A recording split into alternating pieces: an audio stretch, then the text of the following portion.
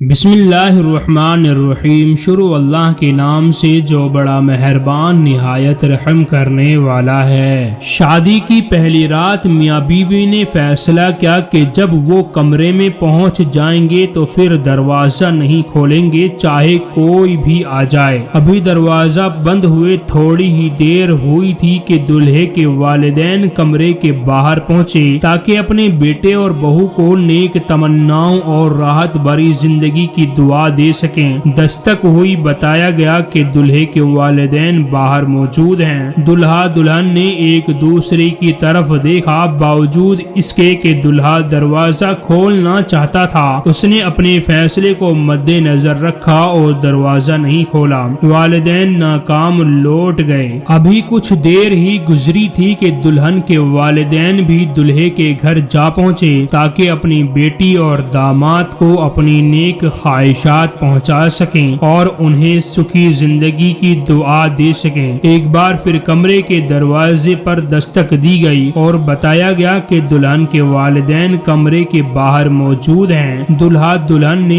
ایک دوسرے کی طرف دیکھا، پھر اپنا فیصلہ ذہن میں تازہ کیا۔ باوجود اس کے کہ فیصلہ ہو چکا تھا، دلہن کی آنسوؤں بھری سرگوشی سنائی دی۔ نہیں، میں اپنے والدین کے ساتھ ایسا نہیں کر سکتی، اور فوراً دروازہ کھول دیا۔ شوہر نے یہ سب دیکھا مگر دلہن کو کچھ نہ کہا، خاموش رہا۔ اس بات کو برسوں بیت گئے۔ ان کے ہاں 4 بیٹے پیدا ہوئے اور 5ویں بار ایک بیٹی پیدا ہوئی۔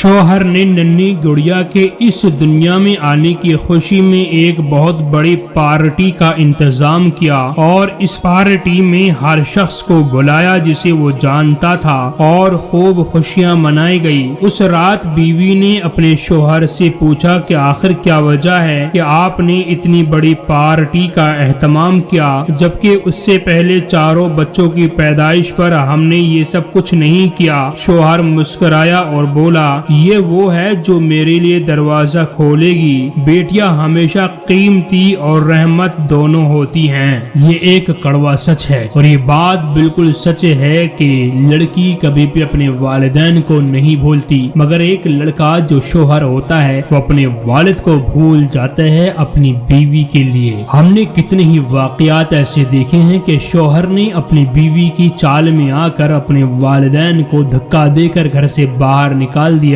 یہاں تک کہ اپنے والدین پر ہاتھ بھی اٹھا دیتے ہیں۔ آپ ان اولڈ ہوم میں چلے جائیے اور پوچھئے کہ آپ کو کس نے باہر نکلوایا تو اس میں 99% ہاتھ بیوی کا ہوگا، مگر شوہر میں دماغ نہیں ہوتا۔ وہ اپنی بیوی سے سوال نہیں کر سکتا کہ میری محترمہ، اگر تیری ماں کو اور تیرے باپ کو کوئی گھر سے باہر نکالے تو کیسا لگے گا؟ بیوی ہمیشہ کہے گی، میں کبھی بھی نہیں چاہتی کہ میرے والدین کو گھر سے باہر نکالا جائے۔ اس لیے میرے پیارے مرد حضراتوں، اپنی بیوی کے چکر میں آ کر اپنی جنت کو تباہ نہ کرو، برباد نہ کرو۔ میں بیٹی کو داد دیتا ہوں کہ وہ اپنے والدین کو کبھی نہیں بھلاتی۔ وہ شادی ہونے کے بعد بھی اپنے والدین کو یاد کرتی ہے اور ان کا احترام کرتی ہے، مگر افسوس ہے اس شوہر پر اور افسوس ہے اس بیٹے پر کہ جو شادی کے بعد بدل جاتا ہے اور اپنے والدین کے خلاف ہو جاتا ہے اور انہیں گھر سے دھکا دے کر باہر نکال دیتا ہے، یا ان کی توہین کرتا ہے یا انہیں مارتا ہے، جبکہ اسے معلوم نہیں ہے کہ والدین کی ذمہ داری مردوں پر ڈالی گئی ہے۔ ایک لڑکے کے اوپر اس کے والدین کی خدمت کی مکمل ذمہ داری ہے اور اسلام دیتا ہے۔ اس لیے اسلام نے کہا ہے کہ ماں کے پیروں کے تلے جنت ہے اور باپ جنت کا دروازہ ہے۔ اور میرے پیارے بھائیوں، اپنی جنت کو برباد نہ کرو ایک لڑکی اور ایک اپنی بیوی کے چکر میں۔ اسے تمہاری جنت سے کوئی مطلب نہیں اور کوئی سروکار نہیں، کیونکہ اس نے تو اپنے جنت کو بنا کر رکھا ہوا ہے۔ وہ تو اپنے والدین کے لیے اپنی جان بھی دے سکتی ہے، مگر تم اتنے بڑے جاہل ہو جاتے ہو کہ اپنی بیوی کے چکر میں آ کر اپنی والدین کو ہی کوسنا شروع کر دیتے ہو، انہیں ڈانٹنا شروع کر دیتے ہو، انہیں ہی مارنا شروع کر دیتے ہو۔ یہ کتنی جہالت ہے۔ اس لیے خدا را اپنے والدین کی خدمت کیجئے، ان سے دعائیں لیجئے، انہی کی دعاؤں کی بدولت انشاءاللہ آپ دنیا دنیا کے اندر درجے بدرجے بلند ہوتے چلے جائیں گے۔ اور اگر آپ نے اپنے والدین کے خلاف ایسے ہی سازشیں کرتے رہے اور ایسے ہی اپنی بیوی کی سازشوں میں مبتلا رہے تو اللہ کی قسم